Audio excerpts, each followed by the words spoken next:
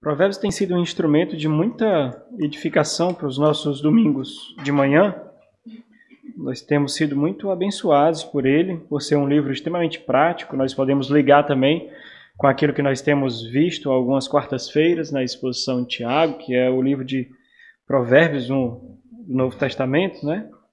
Então nós temos recebido ali a sabedoria dos santos que o Senhor concedeu para que nós pudéssemos nos esquivar de erros que eles não se esquivaram, né?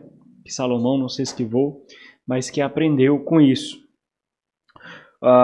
O capítulo 2 é a segunda pregação, é o segundo sermão do livro de Provérbios. O livro de Provérbios até o capítulo 9 é constituído de vários sermões. Depois do capítulo 9, do capítulo 10 em diante, nós vemos ali uma dinâmica de paralelismo, que são aquilo que é mais conhecido como ditos proverbiais, né? Mas até lá nós vemos algumas porções assim, onde um único versículo diz a mesma verdade aprofundando, né? Então você vê um dito na primeira linha e na segunda linha você observa outro dito ali, parecendo dizer a mesma coisa, mas esse paralelismo, né? Ele aprofunda ainda mais aquele conceito, aquilo que ele quer ensinar. Então, essa é a forma poética da linguagem do Antigo Testamento, principalmente a linguagem de sabedoria. Nós encontramos muito esse paralelismo, que é a ideia de enfatizar. Então, às vezes alguns podem achar muito enfadonho, mas a repetição sempre foi um recurso pedagógico, sempre. A repetição sempre foi. E isso foi muito observado no Antigo Testamento, né? Aqui, por exemplo, o capítulo 2 é escrito com uma espécie de acróstico, né? Onde os versículos eles começam com a mesma letra na primeira metade, na segunda metade com outra letra, mas todos dessa forma. Muitos salmos nós encontramos formando um acróstico, alguns salmos com todo o alfabeto hebraico. A ideia é de aprender mesmo, de decorar mesmo. A nossa cultura hoje, que é uma cultura muito devota à independência, à autonomia, tem um desejo muito grande de ser inovadores. Isso faz com que nós não busquemos imitar aqueles que nós deveríamos imitar. Isso faz com que nós desejemos gestacionar palavras novas para não nos parecer com outros. Então, com isso nós jogamos fora a sabedoria de outros, a vida de outros, o ensino de outros, porque nós julgamos que nos parecer com o outro, imitar o outro, é alguma espécie de diminuição, de deficiência, né? Mas não é assim que nós encontramos no livro de Provérbios ou em todo o Antigo Testamento. As repetições eram observadas com muito zelo, porque existia a profunda necessidade de guardar a lei de Deus no coração, na mente e no coração, porque era justamente essa lei aprendida no coração que vai nos tirar do caminho da morte. Então isso é muito claro. Nós não precisamos de ideias inovadoras, nós não precisamos de ensinos inovadores, porque nós temos um livro muito velho mesmo. E se nós entendemos que até a poeira, como diziam os puritanos, até a poeira desses livros é mais preciosa do que o ouro, nós não vamos ter inclinações para ser inovadores. Nós vamos, por exemplo, desejar imitar aqueles que são mais parecidos com Cristo, né? Aquelas que são mais parecidas com Cristo, e aprender aos seus pés ali, como se estivesse recebendo do próprio Senhor. Nós iniciamos aqui essa segunda pregação do grande livro de Provérbios. E nessa segunda pregação, nós vemos mais uma vez o sábio sendo descrito como um pai que busca o filho para livrá-lo da estutícia, para livrá-lo da tolice, que é característico da juventude. Se tem uma coisa que a juventude compartilha, é a tolice. Os jovens são voláteis, são volúveis, são apaixonados e, como qualquer incêndio, queima tudo, se espalha para qualquer lugar até não encontrar sustentação e ter o seu fogo apagado. Então, algo que é característico da juventude, e aqui um ponto interessante, nós vimos em alguns sermões, a juventude aqui, ou o filho aqui, ele é apenas uma sombra, uma prefiguração daquele que é simples.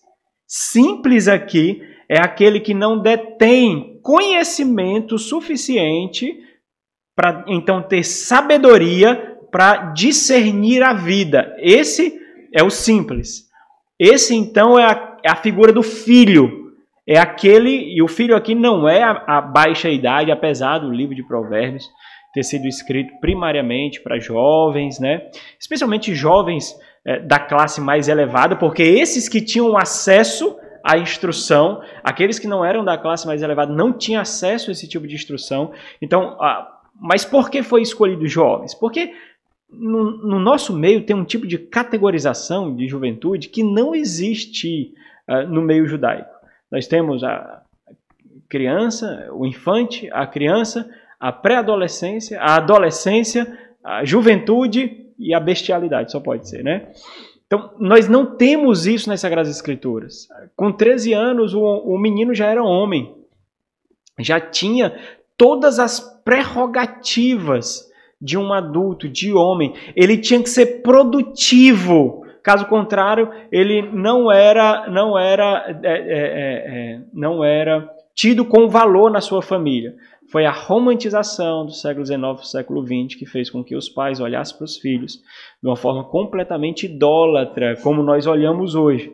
Mas até então os filhos deveriam ser produtivos, deveriam ser relevantes para a sua família, por causa do Ocidente que foi fundado numa cultura judaico-cristã. Então aqui não tinha essa ideia. Então, o que é que o filho representa aqui? O filho representa a juventude. O que é que a juventude representa? Representa o baixo nível de discernimento, porque ele não viveu o suficiente para forjar nele sabedoria. Então, a estultícia aqui deveria estar ligado ao tempo de vida. Ele viveu pouco, por viver pouco, não teve tempo suficiente para forjar a sabedoria, e então, forjando a sabedoria, temer ao Senhor. Isso na linguagem já piedosa, né? Porque nem todos aqueles que desenvolvem sabedoria temem ao Senhor, saindo do escopo bíblico aqui. Mas por que eu estou enfatizando isso? Porque hoje é completamente diferente. Você vê pessoas de 40 anos que são meninos. Você vê pessoas de 45 anos que são meninos. Você vê pessoas velhas e velhas morando com os pais porque não tem nenhuma prerrogativa de responsabilidade, né? Então, todas essas características que são intrínsecas à juventude, elas pertencem a essa categoria de tolice, daquele que é simples, a ideia daquele que não tem bagagem para ser prudente. Ser prudente é aquele que sabe onde pisar, aquele que enxerga a armadilha, enxerga a areia frouxa, enxerga onde vai cair. Esse é o prudente, né? Quando isso não é visto, então ele se torna tolo, louco e escarnecedor, porque ele despreza justamente aquilo que dará luz para ele no caminho. Então, nós vamos refletir hoje, o capítulo 2 é um sermão só, né? Ele é feito numa tirada só, mas nós vamos refletir pouco a pouco naquilo que ele tem para nos ensinar aqui. Hoje nós vamos refletir nos primeiros 5 versículos aqui. O tema do nosso devocional é a gestação da sabedoria.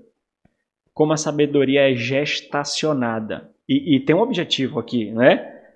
A sabedoria, ela é gestacionada não para um fim em si mesmo, não para sermos sábios, mas é porque na sabedoria deve ser visto o temor do Senhor. O temor do Senhor é o princípio do saber. A sabedoria é gestacionada para que nessa sabedoria seja visto o temor do Senhor. Quando eu comecei a refletir sobre esses versículos aqui, eu tive que fazer esse devocional 2 vezes, porque a primeira vez eu tinha visto um tipo de tema que nos conduziria ali, mas eu achei um pouco complexo e não tão aplicativo, né? Mas eu achei interessante porque ele carrega aquilo que os primeiros 4 versículos escancara para a gente. Então, se você perceber, a sabedoria prefigurada aqui pelo pai, que ama o filho e não quer que o filho se perca, ela é persistente. Ela insiste para ser ouvida. E agora, essas várias condicionais aqui que nós vemos nos primeiros quatro versículos, se. Então, o que é que ele está dizendo? Ele está expondo diante do filho as consequências benéficas de ouvir a sabedoria, de aceitar a repreensão. Se ouvires, se esconderes, se atentares, se aceitares. É como se o pai estivesse pintando uma paisagem diante do filho para que então o seu ensino se torne atrativo. Imagina comigo. Se você ouvir, então isso vai acontecer. Tudo isso para chegar numa máxima aqui que nós vimos no versículo 5. O versículo 4 e 5 ele serve de esteira, de caminho para que o temor do Senhor seja desejado. Né? E se você prestar atenção, tudo diz respeito ao coração aqui. Então, qual foi o primeiro tema que eu dei a esses versículos? A persistência condicional da sabedoria. É um pouco complicado, viu?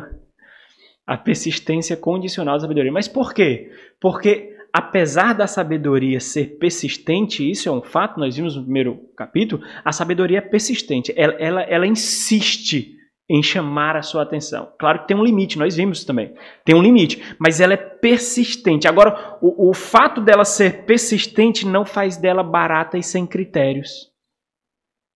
Existem critérios para a sua recepção e ela sabe disso. O filho sabe disso. O filho que deseja o bem para o pai, ele não aceita qualquer bem. Ele sabe o que é bom. Ele sabe. O filho que ama o pai, e aqui eu entendo o que estou falando. Estou falando de pais que temem o Senhor. Não estou falando de pais que idolatram o filho, idolatram a carreira dos filhos, a profissão dos filhos, e tem um filho como troféu para escancarar diante da sociedade porque ele venceu na vida e ele forjou filhos que venceu na vida segundo critérios humanos. Eu não estou falando desses. Eu estou falando de pais piedosos, pais que amam o Senhor. Os pais que amam o Senhor sabem o que é bom para os seus filhos. Sabem qual propósito eles realmente almejam para os seus filhos. Então, embora eles insistam, embora eles persistam, embora eles fiquem batendo na porta do coração do filho constantemente, como que quase que abrindo a mente e o peito para empurrar ali o amor pelo Senhor, o temor pelo Senhor, eles sabem que uma resposta muito específica é esperada. Que se essa resposta não foi esperada, então a mensagem não foi recebida. Então, a sua persistência não é sinônimo de barateamento da sua mensagem e da sua insistência ali. A sua persistência não é sem critérios. Embora ela seja oferecida em abundância, e vocês sabem disso, porque eu sei que vocês fazem isso com seus filhos e com seu cônjuge também. Embora ela seja oferecida em abundância, ela é muito seletiva quando diz respeito a analisar, a fazer um inventário da devida recepção dela. E talvez isso falte a nós. É muito fácil pegar pais, nos deparar com pais, ou até com maridos, ou até com cônjuges, para não dizer só marido, que quer deixar-se enganar sobre a conversão dos filhos ou do cônjuge, porque isso traz mais alívio e tira dele o rigor da batalha. Então, se eu sei que o meu cônjuge, se eu sei que os meus filhos já são convertidos, é como se eu tivesse tomado um copo de água com açúcar. Isso traria um certo tipo de tranquilidade para mim. Então, aquela mentira que eu contei para mim mesmo, porque se ele tiver um pouquinho de discernimento, ele vai discernir que o filho não é convertido, vai discernir que o cônjuge talvez não seja convertido. Se ele tiver um pingo de discernimento, ele vai discernir isso. Mas ele conta uma mentira para si mesmo, e aí por diversos critérios, irmãos. E eu não estou minimizando aqui, menosprezando os critérios. Talvez porque já lutou demais e não conseguiu resultado. Talvez porque aquilo já machucou tanto o seu coração e machucou tanto os seus joelhos de oração diante de Deus, ao ponto de que a única saída que ele vem é entregar a soberania de Deus e descansar nisso. Mas o fato é que talvez ele pode contar para si mesmo uma mentira para trazer a ele maior tranquilidade. Quando isso acontece, e quando essas falsas conversões são apontadas para o pai, para a mãe, para o cônjuge, uma guerra é iniciada porque uma mentira se tornou idolatria de conforto e de paz de espírito. Isso já aconteceu aqui, nessa igreja. Nitidamente, existiam filhos que não eram convertidos ao Senhor. Nitidamente. Filhos que serviam à igreja, filhos que serviam no louvor. E quando esses filhos foram retirados do louvor por ser percebidas as obras da carne e não do Espírito, causou uma grande celeuma e fez toda a família afundar. Presta atenção. Se você vai apostar em algo, você tem que estar muito ciente de que você está certo na sua aposta. Porque talvez a fatura venha em um valor que você não pode pagar. Você tem que estar muito ciente. O seu compromisso não é mascarar a conversão. O seu compromisso não é mascarar bem-estar, porque você está falando diante daquele que conhece corações. O seu compromisso é, em paz, apresentar o seu filho, o seu cônjuge, diante do Senhor, como se dependesse de você a salvação. Esse é o seu compromisso. Sem hipocrisia, sem fingimento. Porque quando você finge, quando você é hipócrita, o que é que acontece? Você perde a munição dos irmãos. Os irmãos não lutam mais com você. Os irmãos não pleiteiam mais com você. Porque você prega que já há conversão. Você prega que já há regeneração. Você prega que já há sabedoria ali. Então você perdeu as orações dos santos. Você perdeu a munição dos santos para que pleiteasse diante de Deus para a conversão do perdido. Você simplesmente perdeu. Você conta para si mesmo uma mentira. Isso os gregos chamavam de sofisma. Uma mentira repetida várias vezes como se fosse verdade, passa-se por verdade. E você acredita. E você acredita ao ponto de defender como se fosse a sua suprema verdade. Então você sabe o que é bom para o seu filho. Se você é crente, você sabe o que é bom para o seu filho, você sabe o que é bom para o seu cônjuge. E isso é muito edificante, piedoso. Por quê? Porque o seu filho não é um ídolo que ninguém pode tocar. Os pastores podem pastorear. Os irmãos podem supervisionar. Você sabe isso a respeito do seu cônjuge também. Você não é independente, você precisa do seu irmão para pastorear os seus filhos. Você precisa do seu irmão para pastorear os seus cônjuges. Nós estamos num corpo e não num membro decepado. Você sabe disso, é muito importante entender isso. Então, se você sabe o que é bom, e o bom aqui é temer o Senhor, se você sabe o que é bom para o seu filho, se você sabe o que é bom para si mesmo, se você se adequa a essa categoria de filho, daquele que precisa de sabedoria, de prudência, de discernimento. Você sabe o que é bom para si mesmo, você sabe o que é bom para o seu cônjuge. E você sabe que existe uma seletividade no oferecimento da sabedoria. Ela não... por ela ser oferecida, ela entende que não pode ser recebida de qualquer jeito. Aqui, o pai é prefigurado. Vamos ler até o versículo 5. Diz assim: Filho meu, observa os verbos aí, que são colocados, que apontam a apreensão do coração. Não é, olha como ele é enfático aqui. Ele usa diversos verbos, diversas palavras para dizer como ela tem recebida. E observa que isso vai encaixando mais o tema que eu dei, a gestação da sabedoria. Como a sabedoria é gestacionada aqui. Olha os estágios aqui. Filho meu, se aceitares as minhas palavras, então a sabedoria ela conduz, não é ignorante, não é cega. Existem palavras que revelam um caminho, o direcionamento. Se aceitares as minhas palavras e esconderes contigo os meus mandamentos, então observa, só mais um ponto de seminarista, né? Aqui é um paralelismo. Ele quer dar o mesmo tom de ensinamento, mas aprofundando aquilo que ele disse na primeira linha. Então as palavras se tornam mandamentos, aceitar se torna esconder. Então ele não está repetindo a mesma coisa, ele está aprofundando um conceito. É como se ele estivesse encaixando o ensino, entendeu? Ele está encaixando o ensino. O que é ouvir a palavra de Deus? O que é receber a palavra de Deus? O que é aceitar a palavra de Deus? É como se ele estivesse descrevendo isso. Então, filho meu, se aceitares as minhas palavras e esconderes contigo os meus mandamentos, para fazeres, atento à sabedoria, o teu ouvido, e para inclinares o coração ao entendimento, e se clamares por inteligência, e por entendimento alcançares a voz, se buscares a sabedoria como a prata, e como o tesouro escondido a procurares, então, se tudo isso acontecer, isso é sinal de que você merece os parabéns, porque você está grávida. Então, entenderás, discernirás. E discernir aqui, irmãos, é alcançar. Você alcançará. Entenderás o temor do Senhor. Por quê? Porque o temor do Senhor é o princípio da sabedoria. E acharás o conhecimento de Deus. O conhecimento de Deus aqui vem de uma palavra chamada Yadá. Nós vimos muito na exposição de Oséias, que se refere a conhecimento e intimidade pactual com Deus. Então, aqui, o temor do Senhor é a atmosfera ou os trilhos através dos quais, ou nos quais, nós desenvolvemos intimidade pactual com Deus. E isso é muito importante, por quê? Porque esse é o tipo de entendimento e intimidade que somente o povo do pacto desfruta. Que são aqueles que o Senhor elegeu antes da fundação do mundo e então os predestinou para Ele mesmo.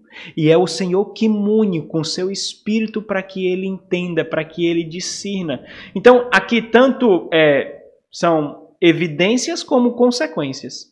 São evidências de que você é, como consequências de quem você é ou do que você foi feito.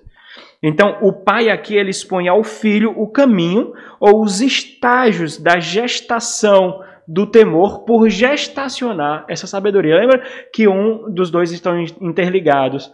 Aquele que é sábio teme ao Senhor, e aquele que teme ao Senhor é sábio, porque sabe que tem que suspeitar constantemente de si mesmo, não é autônomo, independente, mas depende de Deus.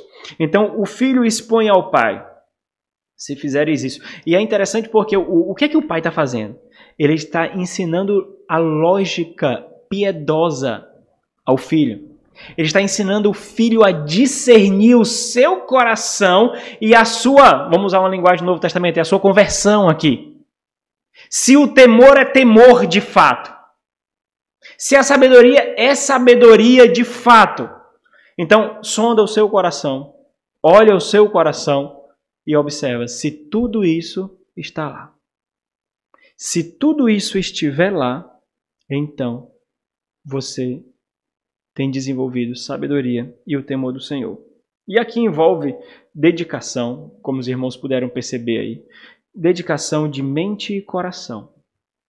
Dedicação exclusiva de mente e coração. Se nós formos para o Sermão do Monte ali, onde o Senhor, os discípulos aos pés do Senhor são instruídos, nós percebemos nitidamente que o Senhor, ele não quer somente a nossa vida, o nosso coração, mas ele quer exclusividade deles.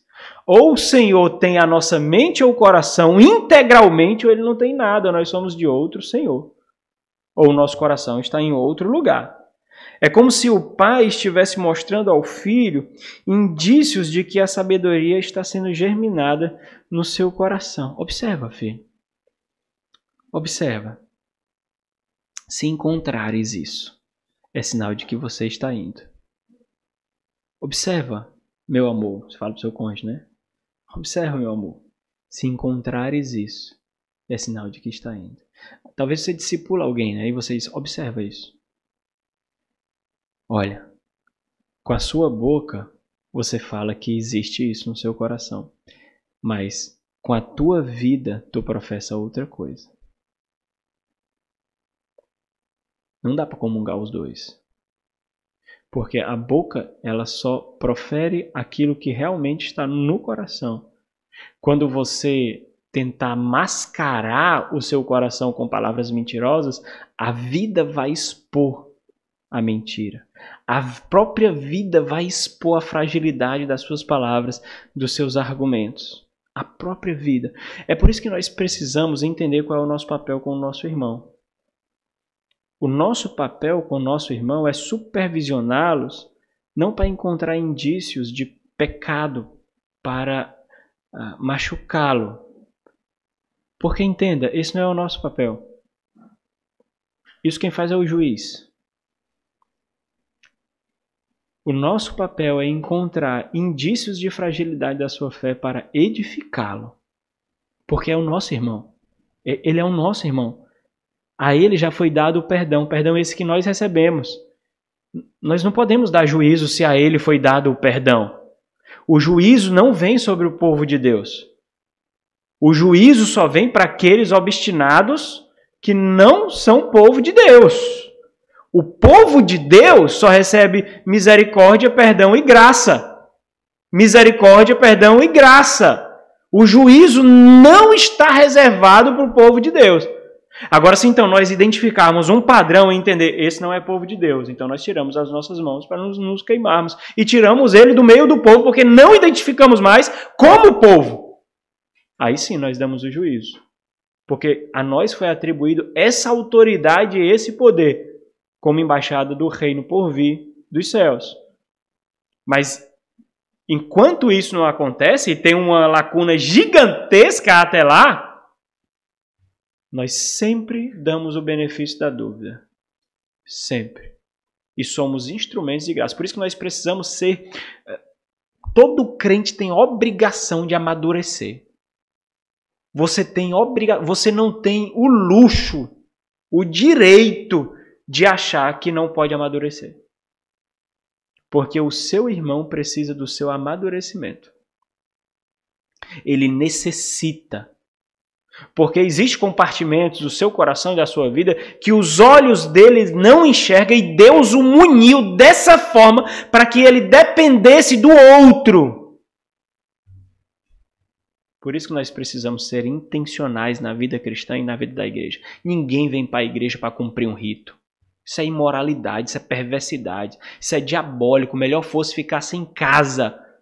Nós vamos para a igreja intencionalmente para cultuar o Senhor e edificar uns aos outros. A nós está reservado os portais da eternidade abertos quando nós cultuamos o Senhor e contemplamos o mundo por vir e contemplamos a glória de Deus de uma forma muito diferente do que o nosso culto particular. Muito diferente. Nós não vemos para cumprir um rito, para exibir para as pessoas que eu estou indo à igreja, que eu não faltei à igreja, que eu não faltei à programação. Isso é imoral, isso é perverso, isso é diabólico. O Senhor vomita esse culto. O Senhor vomita esse tipo de fé.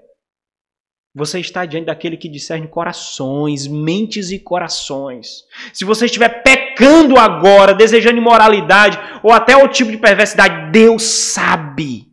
Agora, nesse instante, Ele vê a sua mente e seu coração. Agora. É com essa disposição que nós estamos diante de Deus. É com essa mente que nós estamos diante de Deus. Essa mesma intencionalidade deve ser vivida no cuidado que nós temos uns para os outros. Meu irmão, esse comportamento aí vai dar certo? Não. Porque eu já observei que você tem feito assim, assim e assim.